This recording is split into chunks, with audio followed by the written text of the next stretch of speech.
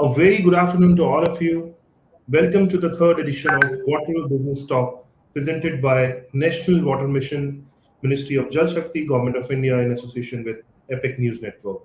I take this opportunity to welcome all the delegates joining from various social media handles today and our two eminent guests.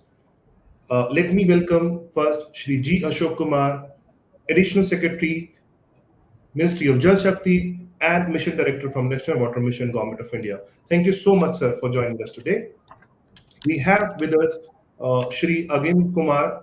He is Managing Director at ESRI India and also the President for Association of Geospatial Industries. Thank you so much, Mr. Kumar, for joining us today. I would request Mr. Kumar to please switch on the camera. Yeah, we can see you now. Thank you so much, Mr. Kumar, for joining us today for this third edition of Water Business Talk. Thank you. This Water Business Talk series is organized with an aim to highlight the new innovations and technologies that are playing a very important role in water management and also to explore opportunities for industries to collaborate with Government of India to build a comprehensive water management ecosystem in India. For this, I now request our host to please play a small video showcasing the work done by National Water Mission. Can we have the video, please? जल एक अमूल्य ही है और इसे बचाने की विधि है वर्षा जल संचयन यानी रेन वाटर हार्वेस्टिंग, जिससे न केवल आम व्यक्ति का जीवन समृद्ध होता है बल्कि पृथ्वी को प्राकृतिक दृढ़ता भी मिलती है और भूजल का स्तर बढ़ता है, जिससे भूमि की वानस्पतिक शक्ति मजबूत होती है। नमी बढ़ने के कारण मिट्टी में जान आ जाती है, फसलें स्वस्थ होती हैं और ऊर्जा की खपत में कमी होती है। साथ ही न केवल अधिक वर्षा होने वाली शहरी बाढ़ को भी व्यवस्थित किया जा सकता है बल्कि गर्मियों में होने वाली पेयजल की समस्या से भी निदान मिल सकता है। भारत में वर्षा पर्याप्त मात्रा में होती है और ये वर्षा जल मॉनसून में अधिकाधिक उपलब्ध होता है। इसीलिए भारत सरकार ने जल शक्ति अभियान कैच द रेन की शुरुआत की है, जिसके लिए माननीय प्रधानमंत्री श्री नरेंद्र मोदी जी ने इस जल आंदोलन को जन आंदोलन बनाने का आह्वान किया है। भारत के ज्यादातर हिस्सों में मई जून में बारिश शुरू होती है। क्या हम अभी से अपने आसपास के जल स्रोतों की सफाई के लिए, वर्षा जल के संचयन के लिए 100 दिन का कोई अभियान शुरू कर सकते हैं? इसी सोच के साथ अब से कुछ दिन बाद जल शक्ति मंत्रालय द्वारा भी जल शक्ति अभियान कैच द रेन भी शुरू किया जा रहा है। इस अभियान का मूल मंत्र है catch the rain where it falls when it falls. इस मूल मंत्र का अर्थ है घर का पानी घर में, खेत का पानी खेत में और गांव का पानी गांव में। हर नागरिक को शपथ लेनी है कि हम मिलकर वर्षा जल संचय की ओर काम करेंगे। सरकारी व गैर सरकारी भवनों पर rooftop rain water harvesting structure बनाएंगे। अपने घरों के आसपास पिट्स बनाएंगे ताकि बरसात का पानी आसानी से जमीन के नीचे एक्वाफायर तक पहुंच सके। मॉनसून आने से पहले नए check dams, ponds, water harvesting structures इत्यादि बनवाएंगे। परंपरागत जल निकायों जैसे स्टेप वेल्स, वेटलैंड्स और नदियों को पुनर्जीवित व विकसित करेंगे। पुराने rooftop rain water harvesting structures, check dams, ponds, water bodies और तालाबों की मरम्मत कराएंगे और अधिकाधिक पेड़ लगाएंगे। याद रखिए, ये सब काम मॉनसून आने से पहले करें तो हम तालाब, कुओं, बावड़ी जैसे नेचुरल कंटेनर्स को वर्षा जल का संग्रह करने के लिए तैयार रख सकते हैं। वर्षा जल संरक्षित होगा तो हमारा कल सुरक्षित होगा। तो आइए हम सब मिलकर आने वाले कल को खुशहाली की मुस्कुराहट दें और जल शक्ति अभियान कैच द रेन के साथ वर्षा जल संचय की शुरुआत करें।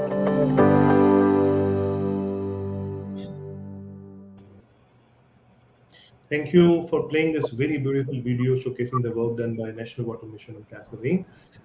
Now, before I hand over this session to our keynote speaker, Shri G. Ashok Kumar, IAS, Additional Secretary and Mission Director for National Water Mission. I would like to introduce Agendra Kumar. He is the Managing Director of ESRI India. Just a small brief about Agendra.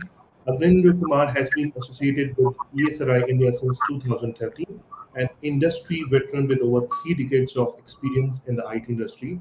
Agendra has been promoting the use of geospatial technologies in the country. Under his leadership, ESRI India has partnered with various government and private organizations to execute critical and transformative projects using ESRI GIS technology. So now I hand over the session to Shri G. Ashok Kumar for a keynote and further moderation. Over to you, sir. Thank you, Gopi. Very warm welcome to all of you to this session. This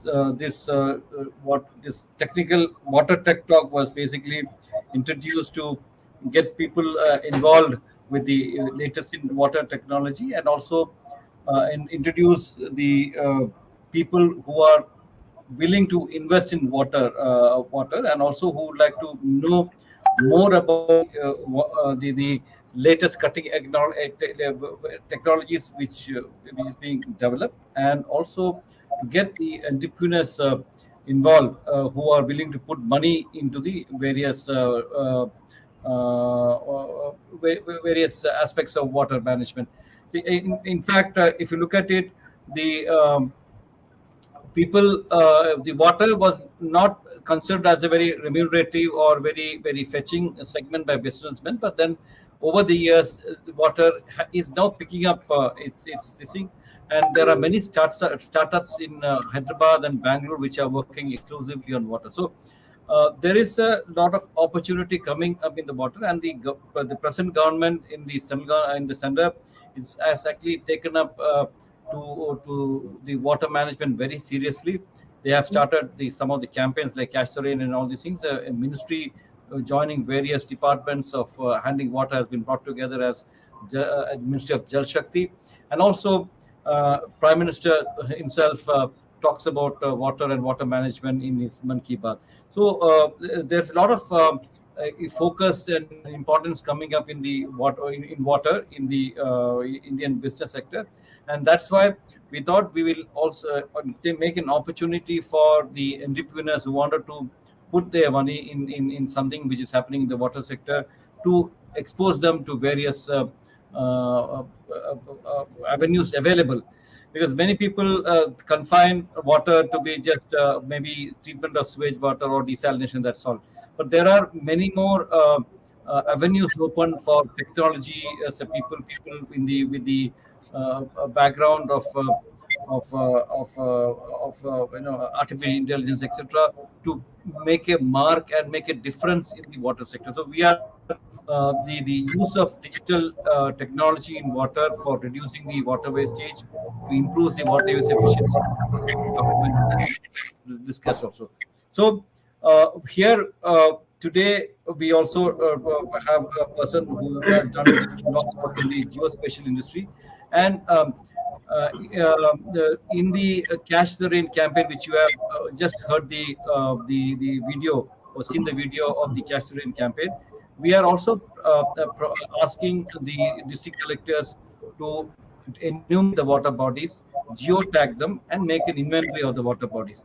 So here the GIS application is very important, because we would like to have all the water bodies in the country mapped, geotagged, and in fact, if we can get the minor details like what is the health of the water body, whether it requires repairs or whether it can be used without much any problem, what is the potential it can store, how can it increase the volume of water which is handled in it, all these things also being trying to be captured. But the quality of water, because water quality is very major concern now, because a lot of pollution is happening in these water bodies, and as we all know, 1 liter of dirty water can pollute a whole very high quantity of good water. So water pollution and the solution associated to it is also now emerging as a field. So STPs and the different technologies of STPs are also being explored by various municipalities are part of the smart city mission. Namami Ganga is doing a lot of work on the STPs. So then, apart from STPs, there are also, as I said in our Catch the Rain campaign, we are requested the district collectors to map. So mapping is another big exercise, and there is tremendous potential in the water sector, or mapping the rivers, or mapping the water bodies, mapping the dams, and looking at the volume of the water, and using that maps to plan water harvesting structures. This is all part of the Jal Shakti Abhiyan Catch the Rain campaign, and also we have this time promoting the concept of Jal Shakti Kendras. So Jal Shakti Kendras in every district is basically knowledge center on water, and as every of us know, water is actually is put in compartments in various various departments in the districts. So to have an integrated, consolidated database of water resources in the district is very important. That's why this Jal Shakti Kendra is there. So these type of mappings or digital mappings, and also trying to capture the underground aquifer, what is the availability of water, what is the potential of for storing more water, etc., has to be scientifically analyzed, and the user or the farmer or the people in the district can be advised. That's the idea of the Jal Shakti Kendras. And if you remember, our tech talk also was something on using artificial intelligence and the digital twinning models on how to analyze the data available and then give the correct advice to the farmers. So these are all technology which is coming up. So technology is also being used for it.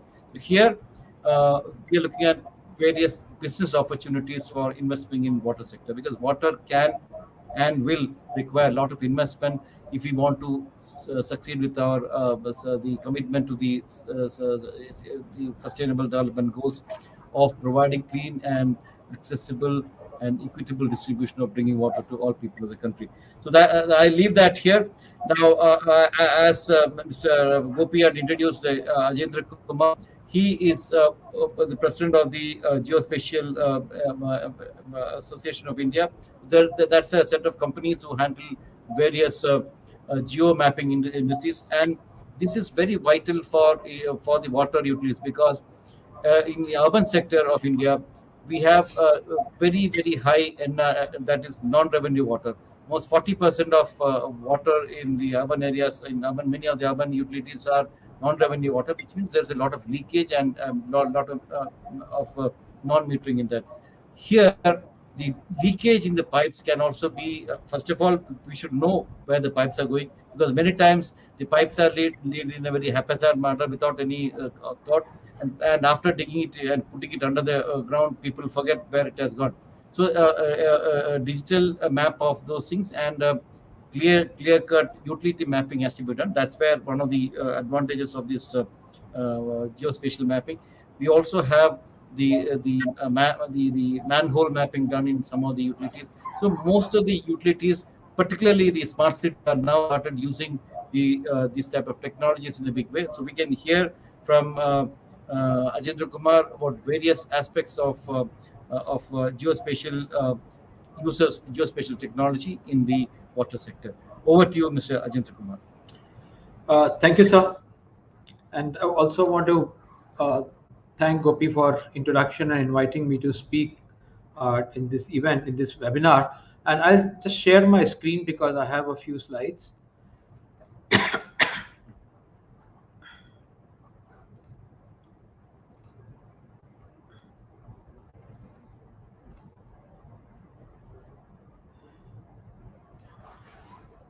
Okay.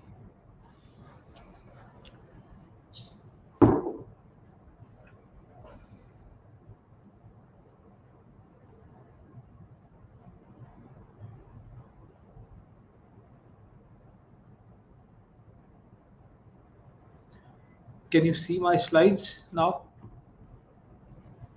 Yes, go ahead. Yeah. So as Ashok sir introduced, that I am president of Association of Geospatial Industries. and also Managing Director for Esri India Technologies Limited. So Association of Geospatial Industry, as happens with any association, we are a group of companies who operate in the geospatial area. So there are technology companies there are which are both hardware technology and software technology. Then there are a number of companies who provide different kind of services. Some companies specialize in data collection, data processing. Some companies specialize in writing custom developed applications, and there are some companies who operate as a system integrator who can procure different technologies. They can get all the data which is required, and they can do the application and provide a complete solution. So that's the role of Association of Geospatial Industry, or rather that's a membership there. Esri India Technologies Private Limited is a technology company. We are in most many of the important cities in the country. Esri India was formed in 1996. Esri software, earlier you would have heard about ArcInfo and now ArcGIS. This is being used in most government departments for last almost 3 decades. Esri software was available in India even before Esri India was formed. So it's a very well used software. There are more than 5,000 customers from various industries who are using this software. There are companies from telecommunication, remote sensing, forestry, water resource management, urban departments, municipal corporations, educational institutes. So there are a whole lot of companies there, organizations there. And worldwide, Esri has 9,000 customers all over the world, and some of these are water utility customers as well. So GIS, as you would all know, is Geographic Information System. So basically, it helps us in understanding where. So we call it science of where. So it gives us a framework and a process to understand how things are happening, where things are happening. So we talk about in geospatial, any geospatial application, data is an important part. So data helps us in understanding what is going on, what is the state of a particular situation. Like if it's water reservoir, that how much water is there, where is this reservoir located, what is the catchment area. So all that information comes as a part of data. And then once it comes in the GIS system, it comes on a map, and we can really visualize that where it is and what it is. Once we have multiple such water bodies or reservoirs, I'm taking the example because Mr. Ashok mentioned that. So once you have various bodies available, then you can look at analyzing. You can use modeling technologies there to figure out that if X amount of rain happens, what will be the level of water in these reservoirs. So that's a simple example, but a lot of analysis can be done like that. And once you have that information, then you can plan for the future. That if there's going to be a shortfall of rain, how are we going to meet the water requirement, or design the catchment area, modify the catchment area in such a way that more water flows into the water bodies. So such decisions can be taken based on analytics, which are done through a GIS system, and actions can be taken based on the decisions. And periodically, this can be monitored. So this technology also allows us to do spatio-temporal analysis, that over time how things change, and I have an example also in my presentation. So moving further, GIS is becoming very powerful. One, it's no longer confined to a desktop computer or a server in the organization. It can be hosted on web. Today, it can be hosted on cloud, because then it becomes easily accessible in a very user-friendly model. It makes use of data of different kinds, whether it's coming from IoTs, or it's coming from LiDAR survey or any other instrument, or it's satellite imagery, or a video, or any data which is collected through drone. So all that information, all that data can be brought into GIS.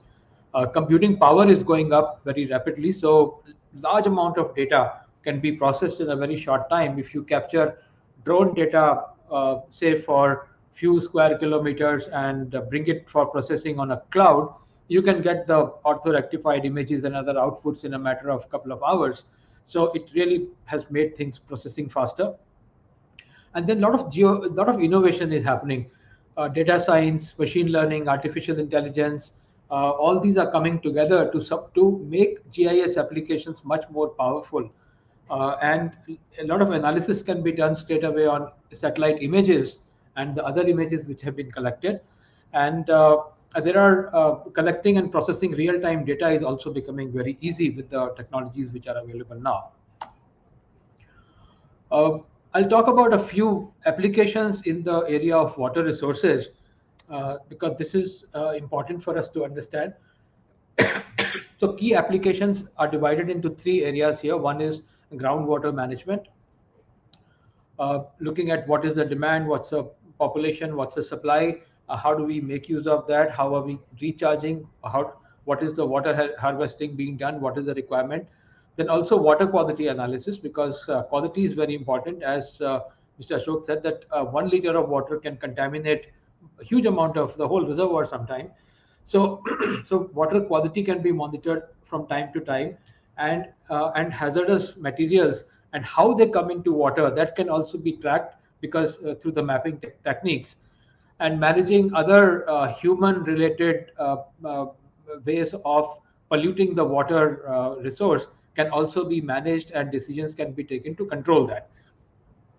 And then watershed conservation and management, what is the terrain, what is the delineation, how is the flow happening, how the water is getting into rivers or other water bodies. So GIS helps us in doing all these kind of analytics. So there are two hydrographic applications are divided into two parts. One is surface handling, surface water related challenges, and other is the groundwater challenges. So this diagram here is basically provides a framework. It's kind of a data model, what data should be collected and how we should be able to analyze is coming in my further slides. So if you look at hydrological modeling and analysis, the idea here is to determine where the water came from and where it went. So we do an analytics of the terrain, and we see where are the ups and downs in the terrain, hilly areas or river or in between. And often we find, if you see on the right side what looks like a bar chart, it's basically a model where it shows that it's not that the terrain is straight away coming down.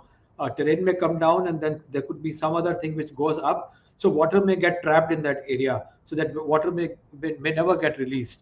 So those challenges come in when we look at the water coming into a river. So GIS can help in understanding that given the X amount of rain, what is the water quantum of water which can feed into a river. So that analysis is very easily possible.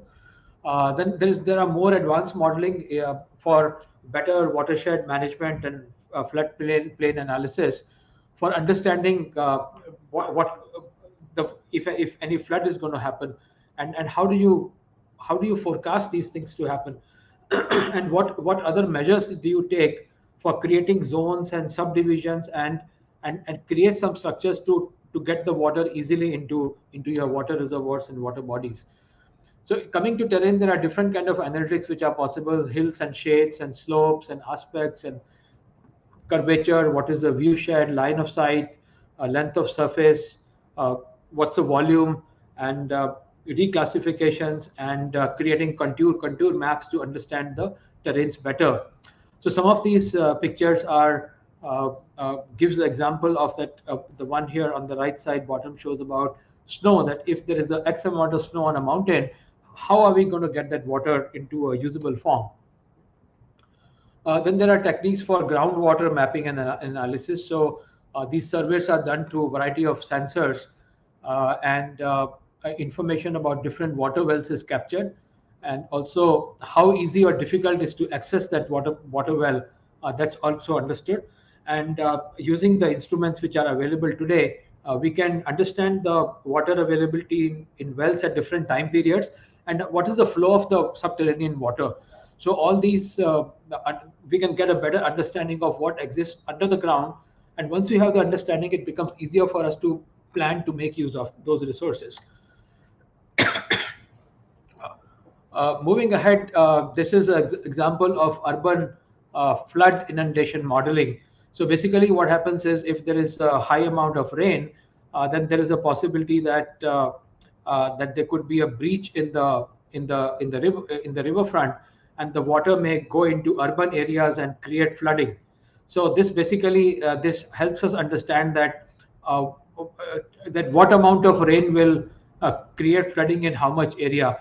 So given the quantum of rain as a slider, we can see up and you can move it forward and backward to get an understanding of the flood, the areas which are going to get impacted in case of the river which is passing through a city gets breached and the water flows out. Another example of such analytics is uh, understanding the river water discharge. So this is a very interesting application. This has been created in association with University of Texas. So they monitor the water status in different rivers all across the world all the time. So this particular image was captured today morning, and this gives a status of water in different rivers. So basically, this tool is more to forecast any flooding possibilities. So when all the rivers are showing blue, it means that the water level is within the acceptable range. But if there is more water in any river, then slowly these rivers, the color of the rivers will change to red.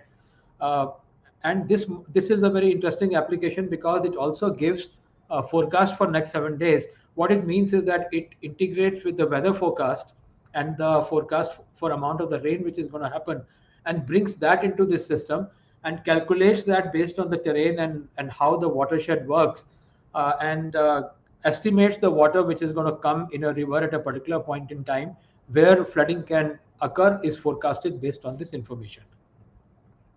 And this is done for all over the world. In India also we can see this for various rivers. Coming to the specific objectives of National Water Mission, creating a water database, that what water is available and what resources are there, and as Sir said, that creating awareness of citizens for maintaining water properly, using water properly, so which is an action which should be taken at the states level, and attention to vulnerable areas, which could be either where there's a shortage or where the over exploitation of resources. So getting an understanding of that so that the balance can be maintained, and also increasing water use efficiency by 20% is one of the objectives. And I think saving water which goes into agriculture use will play a big role here, because about 70 to 80% water gets consumed in agriculture. So if we can bring more efficiencies in agriculture, then it will definitely help. And then promotion of basin level integrated water resource management. So these are some of the objectives that we as an industry try to address. So in India, there are a number of projects which have happened where GIS has been used. So this is just a representative list. There was a WARIS project which was done by ISRO earlier, and now there is a new version of WARIS which has been done by Central Ministry. Then there was a lot of work done in Tamil Nadu in case of to manage the water supply into different reservoirs. Then we have National Hydrography Project. Various states, including UP, Rajasthan, Madhya Pradesh, Odisha, Haryana, they have done a lot of work in this area. Then other organizations like Valmi does a lot of work here, and Ganga Basin project is important. Namami Gange is a very, very important program for our country, and a lot of GIS companies are working with NMCG to make that project successful. And then there are a lot of activities about flood management and management of flood and prediction of flood at different state level. And some of our companies and even Nestle India is working for various state governments to manage that well. If you look at some of the, it's not that water is only government's business. The responsibility lies on everyone, including national government, state government, district government, citizens, and everybody has to make effort to ensure that that water security for the country is preserved. or rather increase, because we have challenge of having shortage of water in a few years' time if we do not take appropriate steps. So India WARIS program, National Water Resource Information System, that has been done at the national level, and then there are state WARIS projects which are going on, and industry collaborates in those projects as well. SRE India is also working with many states in state level WARIS. There are programs like Bhujal, Kaushal, and other projects at district level, and then at the various village and town level also there are many activities going on. I mean, we work closely with GMD, and they have taken some action in improving the water situation in the city of Gurgaon, and many other cities are doing similar work. So next few slides will give examples of these projects, and I will go quickly over these and not spend too much of time, because many of the people who are from water domain, I'm sure, are aware of these and how mapping is being used. So India WARIS was a program, and this is the updated version where it provides a lot of data for various national and state level bodies for planning of resources and actions. So it's a very important resource for the country. Other important one is about Jal Jeevan Mission, where a lot of data has been collected and analysis is being done to find out that what is the quality of water in different states, both in terms of underground water and the water available in the water bodies, and what is the availability of water based on the population, and and how this is changing over a period of time. So those analytics are possible using such programs. This is a project which is done by India Urban Observatory, which is a part of Mahua, Ministry of Housing and Urban Affairs. So they have tried to compare the water stress over 25 years. So they've got the data for 2015, and they've made some predictions for 2040, and they've tried to analyze what changes are happening. So such analysis over a period of time can be done, and this is a dynamic kind of a map. So there's a URL. If you go to that URL, you will be able to analyze this and see on your own a different point in time between 2015 to 2040 how things are likely to change. And there's a water tool has been created which gives us a very good understanding of the water situation at the state level, and you can go deeper. It's a URL is given, and using this URL you can go deeper into each area and see the quality and quantity of water.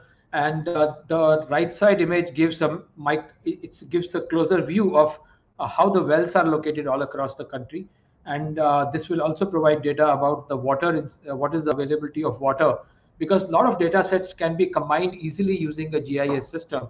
And once you have all the data coming together, the analytics on different parameters becomes very easy.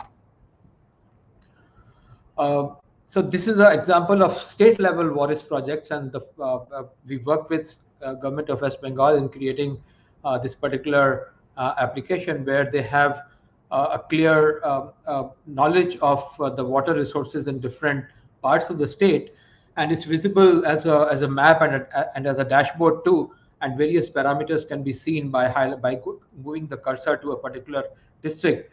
You can see that what is the situation in that particular district. So a lot of analysis happens on the back end.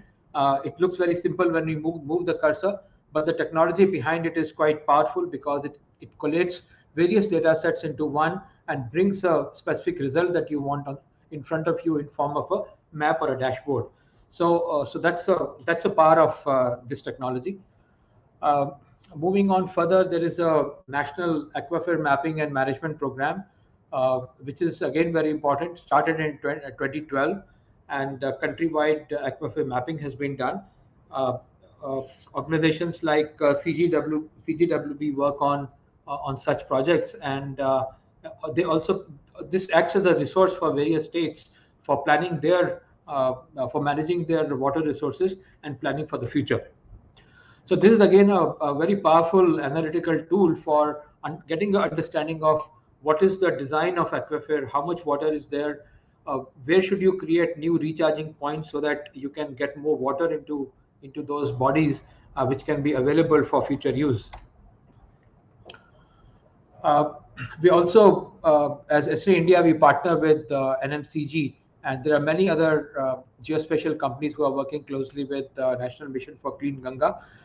We again provide, we work at the technology level, but data collection is done by many other companies in the country. So mapping activities have been done along the coast of the river, and all that data comes into a GIS form, and then understanding can be brought in that, okay, what changes have to be done along the river and how we should maintain the condition of the river and water over a period of time. If any pollution is taking place, where it is happening, and so that some actions can be taken to prevent that from happening. If it's coming from industry, then they need to be told to discharge their waste into somewhere else and not in the river. And there are other challenges also, which are religious and other kinds. So actions can be taken to minimize those activities which pollute the water in the river. So this is another very important project of Government of India, and Esri India and many other AGI member companies are working closely with them.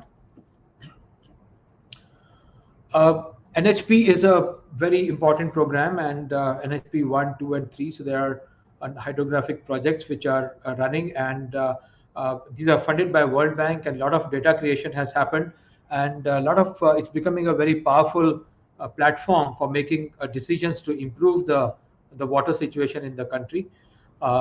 So we are really happy to work on this program, and this is creating a lot of value in terms of providing information to various stakeholders. It uses remote sensing, GIS, and other related technologies for getting all the data and analyzing the same, and coming out with certain suggestions for actions so that situations can be improved. Coming to the end of my talk, I'd like to just share a few areas where probably we can do a little more. One is integrated river basin development and management program. Government would like to interconnect different rivers for a variety of purposes, including the transportation of goods. So it's a very good project. So a lot of GIS can play a very big role here in understanding of the basin and further development of that. And how do you manage that so that the water level in the river remains at an acceptable level, and situation of flooding can be minimized. Then also, second one is understanding the impact of human activities on water and minimizing that. So points where such activities can happen can be understood, can be identified in different ways. One of the ways to capture the imagery and look through that, but as such, the information could be made available, and some decisions and action can be taken. Spatio-temporal analysis of various water stress districts. So there are many districts in the country, in some states also, where the water situation is very precarious. So technology helps in looking at from the historic data into the future based on what is the expected situation. Analytics can be done to see that how situation is going to change, and if we are taking any actions to change the situation, then what could be the possible impact of those actions. So what will be the situation, say 25 years from today, if no action is taken, and what will be the situation in 25 years if we take multiple actions. So how situation is going to change can also be understood. Then increasing irrigated area, reducing the gap between irrigation potential and how much we are able to utilize. So that can also be managed very well using GIS. A lot of cities and states are encouraging recycling of water. So finding out more and more opportunities for that, and so that in wherever possible, recycled water can be used. So in some parts in agriculture, if we can do things like that, I think it started happening. But if we do a lot more, it'll help a lot. Then increasing the water use efficiency. So here, as Mr. Ashok said, water utilities play a very big role here. Of course, in irrigation also it's important, but water utilities play a role because through automation, they can detect if there is a leakage or any theft of water. And if they do that, and there's a 40% non-revenue water which is getting stolen or wasted like this, if we can bring it down to something like below 10%, then that much more revenue and water will be available for our municipal corporations and water utilities to supply to citizens. So that will make a huge impact. And then promotion of research and development activities in water sector. Of course, there are several organizations who are involved, but I think there's probably a scope for doing more through mapping, understanding the situation, and then coming out with different plans and activities and actions which can be taken to improve the water situation. And the last one being one of that is that we have a good amount of rain in the country and also a good amount of snow in Himalayan region. So while there's a project going on for improving the catchment of rainwater and getting it into water bodies and rivers, there could be a very good high possibility of making use of the snow. Of course, there are glaciers. When they melt, the water comes into our primary rivers, but there's a significant amount of water which comes out of molten snow, which just runs away. So if we can improve the efficiency of catching that water, that will go a long way in solving the water situation in the country.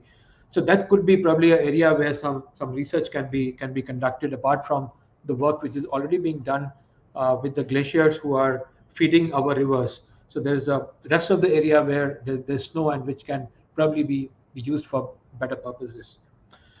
So that's all I had from my side. Thank you. And I will stop sharing my screen now. Thank you, Achendra Kumar. It's very comprehensively covered where are the possible interventions of your technology which you can offer, and how they can really help us in addressing the water issues. As every time we keep on telling, India is not having a water problem, it's only water management problem. If we manage the water properly, most of the issues in the water can be solved. So as I started telling about the Catch the Rain campaign, Honorable Prime Minister, when he launched it on 22nd March, he wanted us to maximize the structures done and get a scientific basis and geotagging of these water bodies. I'm very happy to say that our first phase is coming to an end on November 30th, because that's the time when summer, the rainy season generally getting over, except for spillover time of in southern India. The monsoon period would be getting officially over. So the Catch the Rain campaign, where it falls, when it falls, that would be probably officially sort of ending in November 30th. And extremely happy to say that we have actually done a phenomenal amount of work with the people's participation. More than 40 lakh structures have been constructed all over the country, which is much more than what was done any time earlier. Despite the fact that the month immediately preceding the launch, that is the April, we had a second wave of COVID and pandemic everywhere. People in dire straits for 2 months, April and middle of April and middle of May. And then we had a very intensive drive for the vaccination drive. So if you take up these two months gone, despite that, in the 8 months, we have, with the people's participation, done more than 40 lakh structures. Almost 37 crore tree plantations have been done. And nearly 14 lakh water bodies have been sort of enumerated and mapped. And and we have almost 10 lakh photographs of the work done. So it's a huge database which we have created. It is a huge involvement of people we have brought in this campaign. And also, as they say, if your intentions are good, God also would be helping. We had a very good rainfall this time.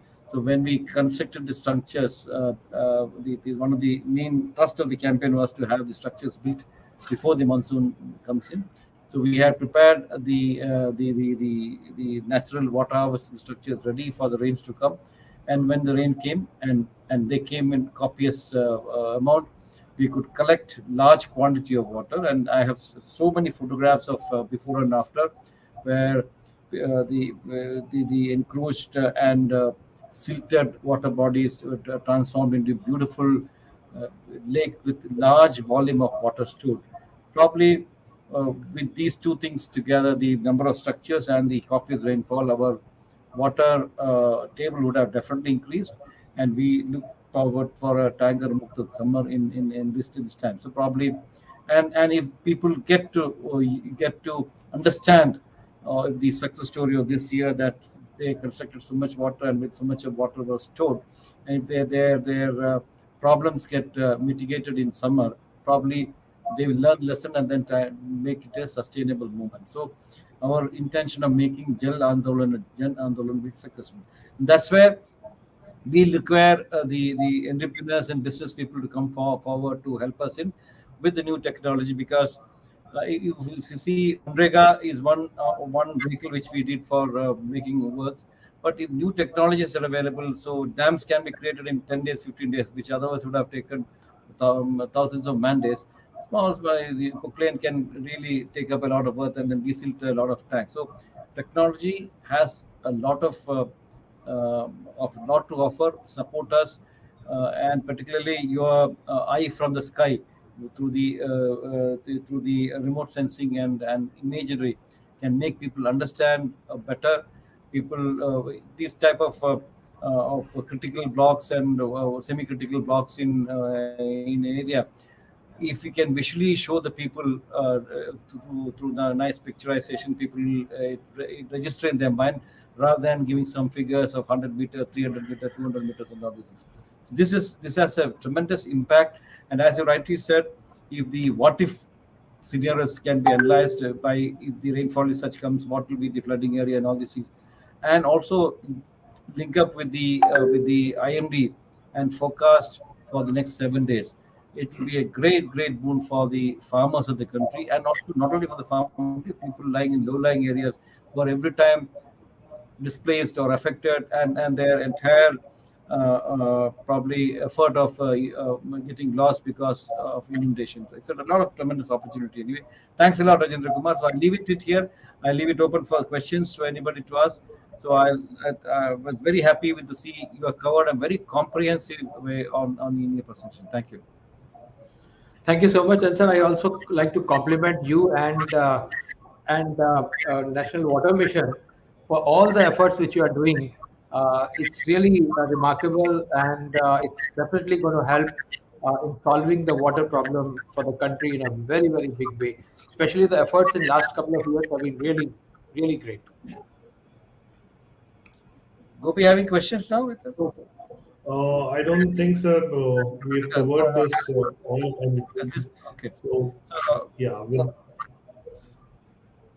So again, thanks for the wonderful presentation. Thanks for Thank the you. insight. So we will definitely probably look forward for people. A lot of people ask us by email also about questions and business opportunities. We'll get back to you and connect with you.